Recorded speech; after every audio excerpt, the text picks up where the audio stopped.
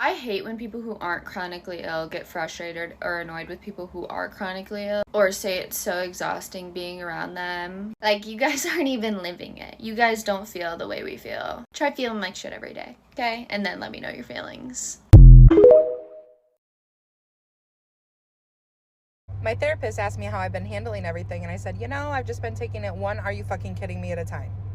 So.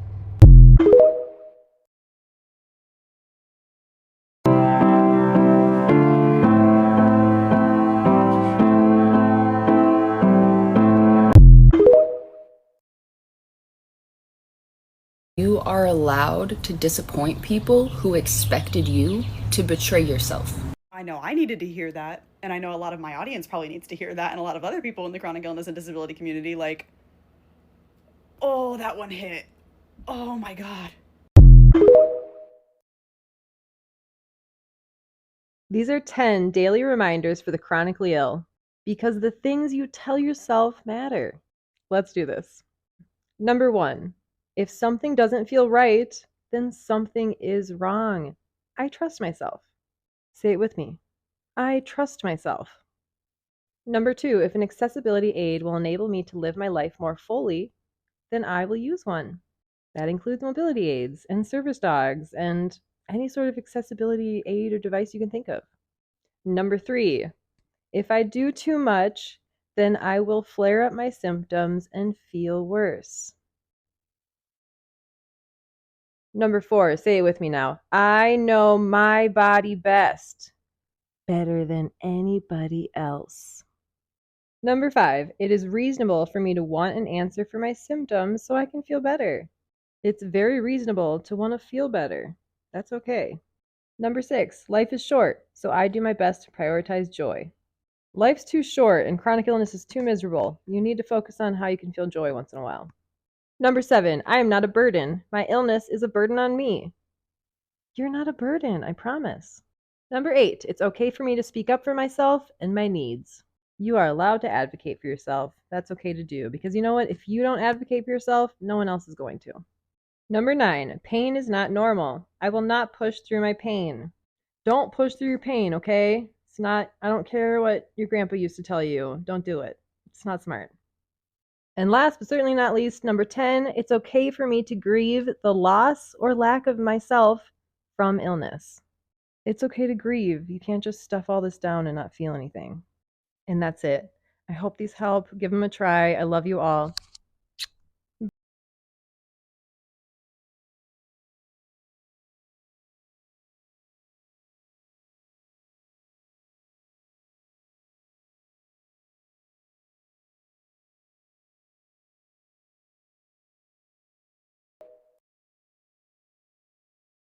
Does it feel good though? Yeah, I kind of feel dope right now. You look dope. What was that? Breathing. Look how ready you are to betray me. This whole time I thought you were Samwise to my Frodo. But you're just Boromir. I don't know who the fuck that is. I don't know who Boromir is. That's such a Boromir thing to say.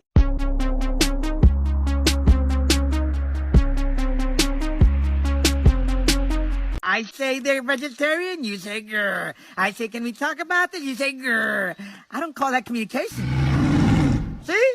That's your answer to everything. The worst parts about chronic illness is constantly feeling just like you're a burden to other people, or that because of your disabilities or what you're dealing with, people feel like they have to take care of you.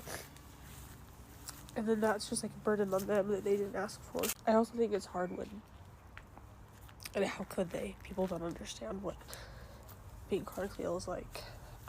Or like, have you thought about talking to a therapist? Or this has effectively taken everything that I used to be able to do in life alone, or enjoy, or go on a trip alone without being scared. It's a lot more than just physically how you feel. It takes a lot from your life. And it's hard to tell people that when they can't physically see anything wrong with you.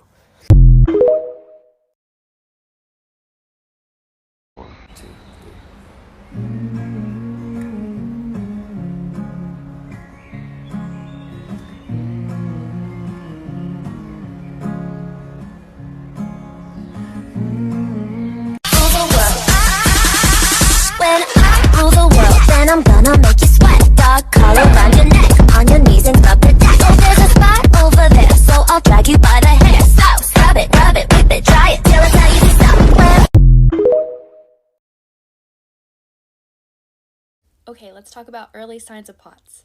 So my first early warning sign that I had POTS was that I was exhausted all the time. I mean, I would sleep 12 hours every single night and still wake up feeling exhausted, and I still do that. Okay, the second early warning sign is that I had horrible migraines. I mean, not just like your regular headache. I mean, these would last for days. And I'm talking like tunnel vision, nausea, the whole thing. Okay, the third early warning sign is that my heart rate was really high all the time. Like, I remember in high school, like, just walking around, and I would look at my little Fitbit that I had, and it was like 150 BPM. And I would be sitting in the doctor's office sometimes, and it would be just 120, just me sitting down, and they're like, huh, I guess you're just anxious. Okay, number 4 is that I would only pass out during my period. Now, I also have endometriosis and severe pain, and so I just thought I was passing out due to severe pain and stuff like that. But it was actually low blood volume, and it was POTS. And also, endometriosis is comorbid to POTS. Okay, the 5th early warning sign is that I had exercise intolerance. I did some sports as a kid, but I always felt like I was behind everyone else. Like, I did cross country, and I just feel like I could not keep up with anyone else. And when I would work out, I would just feel horrible. And I never understood, like, how everyone was able to exercise so easily. Genuinely asking here, what does passing out actually feel like? My time to shine has come. I used to pass out so much when I was younger because I'd have to get like all of my shots and stuff. I kid you not, I was passing out probably like 5 to 10 times a year. You ever had one of those times where you like fall asleep but you don't realize that you fell asleep? Like, you're like laying on the couch and you blink and then you open your eyes and you're like waking up from a nap and you're like really disoriented. It kind of feels like that, and then in a smaller window. The first time I passed out, I think I was in like 2nd or 3rd grade. We were in computer lab, and I stood up from being at computer lab and then literally just hit the floor. It was literally like I stood up and then I closed my eyes and then I woke up on the ground. And it feels like you literally blink, but you're out for like a minute or two. And then you wake up and you're kind of like just trying to like readjust to everything. You feel very like fuzzy still. Almost like you're waking up from like a really intense nap, or like if you fell asleep on an airplane but you weren't trying to fall asleep and you just like fell asleep. And then you wake up and for a second you're like, where am I? Oh yeah, I'm on an airplane. Or like falling asleep in the car, you kind of like feel like you only fell asleep for like a second or two, but it's been like an hour. When you don't know what passing out feels like, that is what it feels like. But when you know, and your experience with passing out, you know all of the symptoms of when it's going to happen. So now, since I've passed out so much in my life, I either know the feeling of I think I'm going to pass out and I'm going to pass out. 2 very different things. If I stand up and I start to feel dizzy, it's kind of like a wooziness in my head, and I can feel my blood pressure kind of drop, and I can almost feel myself like go white for a second. Once I feel that, I kind of like stop what I'm doing and then focus on my breathing, trying to make sure that I'm getting more oxygen into my brain. Sometimes I can force myself to stop myself from passing out. Sometimes I can't. In the moments where I'm like, I think I'm going to pass out, I can usually make it pass by breathing and really focusing on my breaths. When I say I'm going to pass out, I have a minute before I'm out. And that starts out the very same way. I kind of feel dizzy. My hearing starts to go. Like, it'll feel like you're almost listening to like the Peanuts. Like, it's like, you feel like an entire like rush of cold goes from your head all the way down. Your hands start to feel clammy. You start to feel white. If you ever had like weird things going on with your ears where it's like ringing, you can almost feel that same pressure in your eyes. And then everything starts to slowly go black. And then as soon as it goes black, usually all you remember is just like closing your eyes and then opening them back up. And to you, it's like a second. I literally like close my eyes and then I open them. But to everyone else around you, it's like a minute to 2. If you've ever been like sick and you know the feeling of like cold sweat, you kind of like feel that all over your body, but you're not actually sweating. Sometimes you will, but sometimes you won't. But that feeling will go all over your body. You'll feel like you're about to get like a really bad cold, and it's just all of a sudden. That's the best way I can describe it. I have something called vasovagal synoscope. I don't know if that's how you pronounce it, but that's the only thing my doctor was able to like tell me. And it basically means that like my anxiety gets so high sometimes that it makes me pass out, specifically around needles, or like any time that I'm in a fight or flight situation. My fight or flight is to pass out. If I'm in too much pain, I'll pass out. I slammed my finger into the passenger seat of my dad's car door when I was like 12, passed out. Stabbed myself literally in this hand. I still have it. When I was in 6th grade, passed out.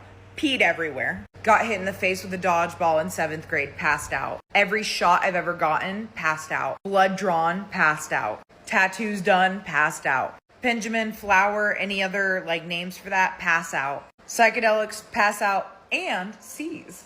Basically, my body's just like, not feeling it, out. These are some tips for anybody looking to buy their very first cane. First things first is cane height. You don't want it too far up so you're all hunched up here with it, but you also don't want it too far down so you're all weird and out of shape, right? You want it to where when you're standing straight, it's right at this dip of your wrist, right where your wrist bends. But tip number 2, remember your height changes depending on what shoes you're wearing, so you do have to adjust this pretty consistently. If you have a certain pair of shoes you wear consistently, go ahead and put a Sharpie mark right where that notch is so you can remember where it is. You don't have to test it every single time. Tip number 3 is proper cane form. I got this one mixed up too, so do not feel bad if it's confusing. Now, if you're just using this for general stability, I personally choose my dominant hand, but you can really use whatever is comfortable. However, if you are using this to support an injury, let's say this is my bad leg, let's say I hurt my knee, right?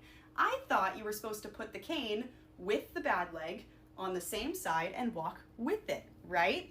Notice though that whenever I do that and actually put weight on it, my shoulder is hiking up really funny, right? It's not even. And it's also not very supportive. This is going out because I'm not supporting myself very much with this leg, right? So what you're supposed to do is you're supposed to put the cane on the opposite side of whatever side needs more support, okay? You're still supposed to go in line with it though. So when the bad leg steps forward, you put the cane with it. Now, what does this do? This means that when I'm stepping forward, when I'm in this position, and my good leg is all the way back there and not supporting me, I still have 2 points of contact. I still have 2 points of stability, similarly to when you're standing.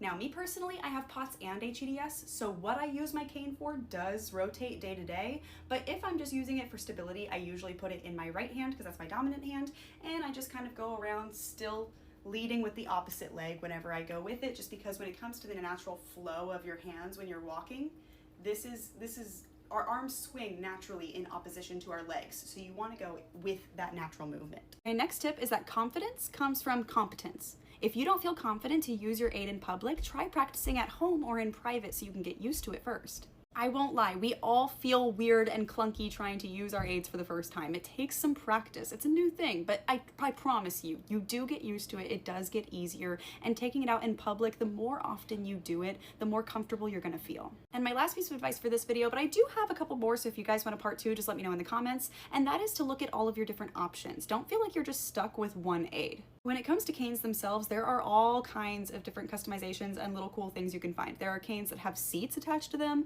retractable canes. There are ones that have different handle shapes, like NeoWalks canes.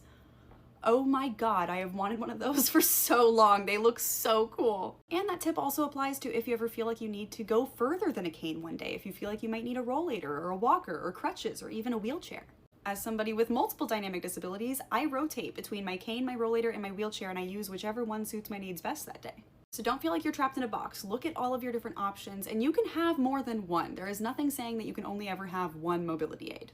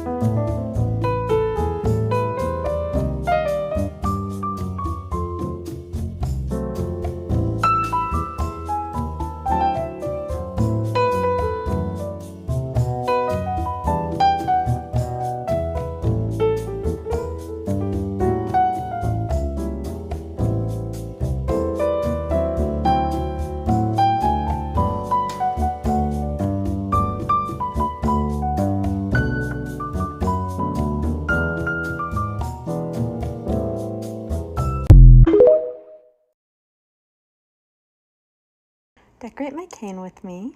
This is the first time I'm using a mobility aid, and my doctor recommended it, as did several friends, so I'm going to try it out. I'm super nervous about it, and I do feel a little dramatic using it, but I do think it will help me go to class more consistently, and it will also allow me to do things with friends, which I've really missed out on.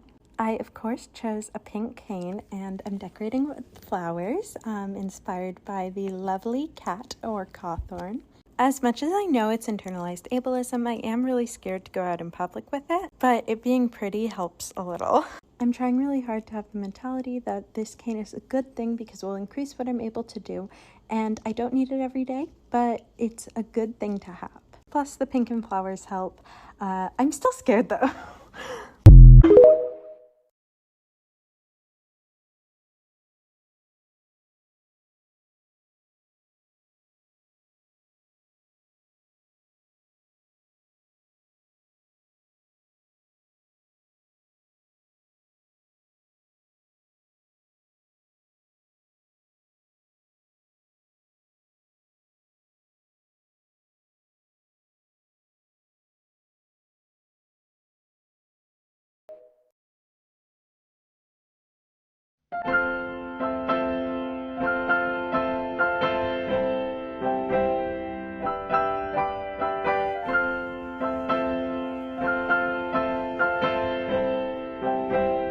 Is there a wrong way to use a cane? I'm going to be showing you guys today proper form when it comes to a cane, as well as things to consider to make sure that you're avoiding as much pain and strain as possible. First things first is height. What height should your cane be set at? Now, proper height in order to support you, especially if you're using this for stability and to actually lean up against, is to have it hit right at this curve part of your wrist on the side here.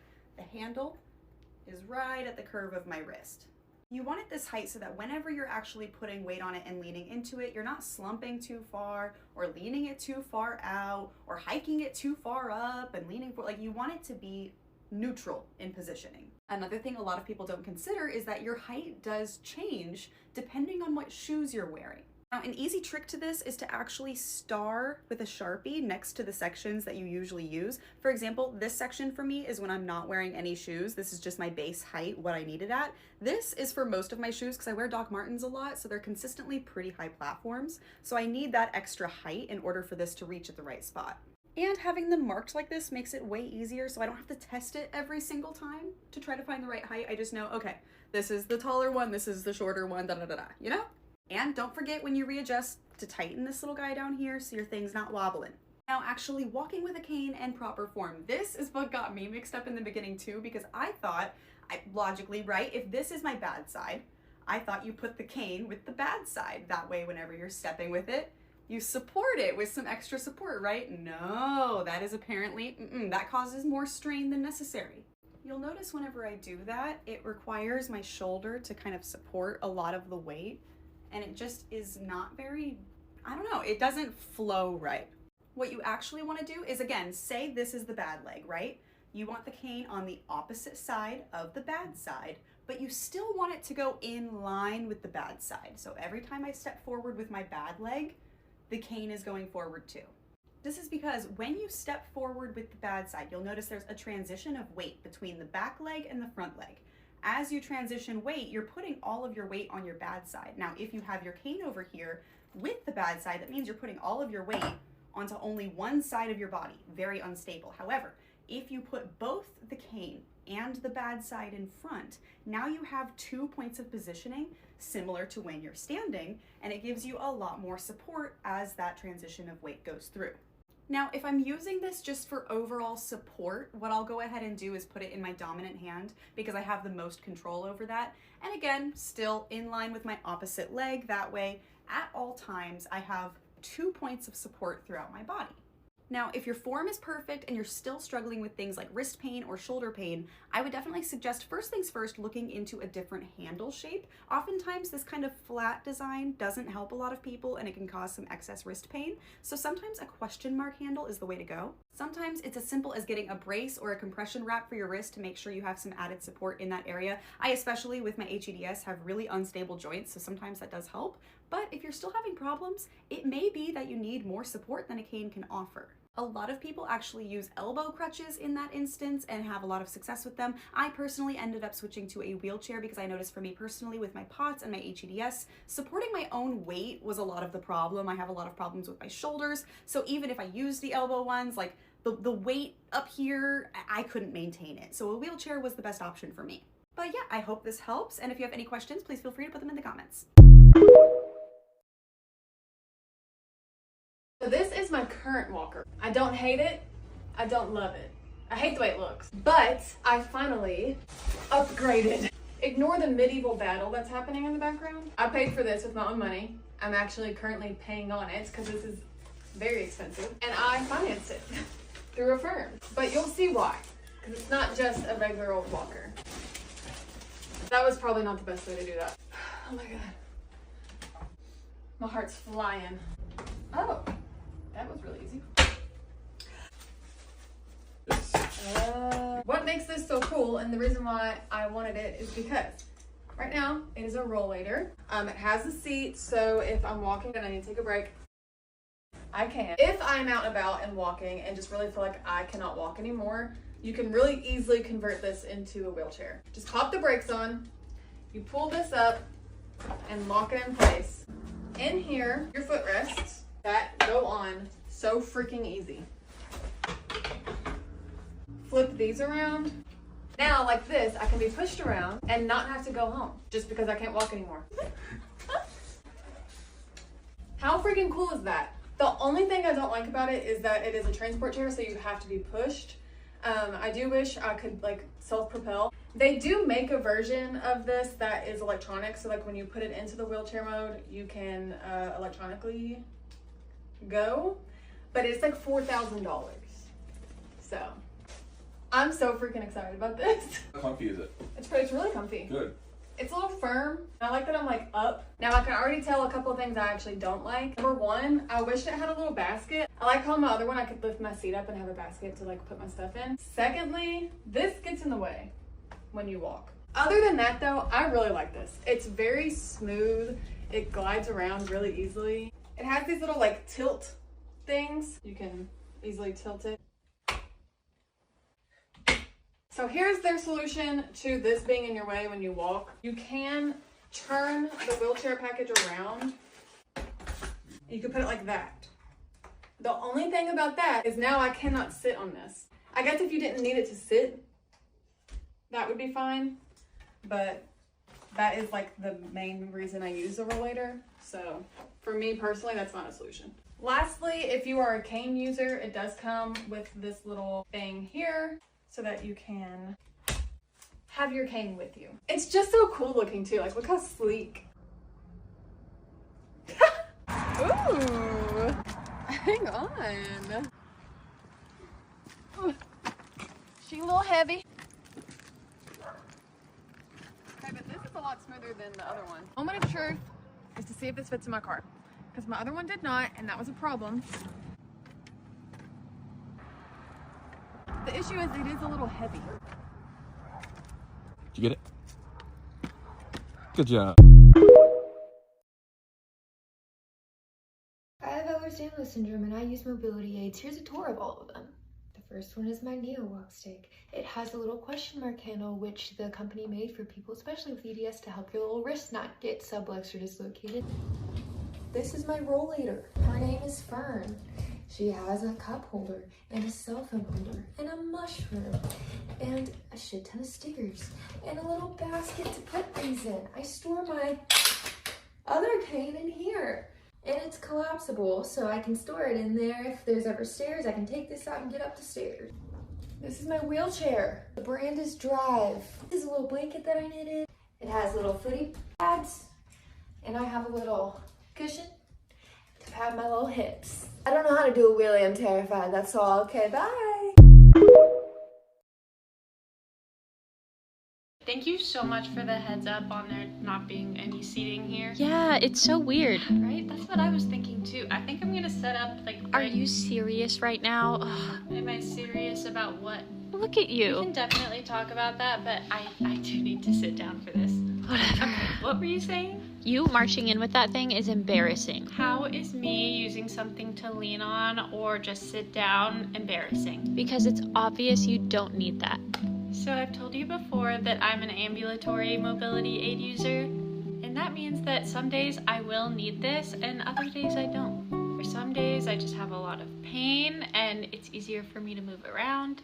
And you know I have POTS, so standing up takes a lot of energy. And Sam told me that there wasn't seating here, so I thought it would be best to bring this. And Today I'm actually feeling pretty good, but if I just stand around all night, I am going to be so sick. You're kind of stealing. I think I should save my mobility aid for someone else that needs it. Obviously. Who would that someone else be? Like the elderly? Okay, so you only need a mobility aid when you get old? Well, that's not true. There are so many conditions that require different mobility aids, and we have an abundance of them. It's not like I'm stealing this from anyone. Whatever, you're just doing this for attention, and I'm over it, so I'll see you later. Okay. Yes, because I love that kind of attention. Part 2, pros and cons of all of my mobility aids as somebody who rotates between a cane, a walker, and a wheelchair, walker edition.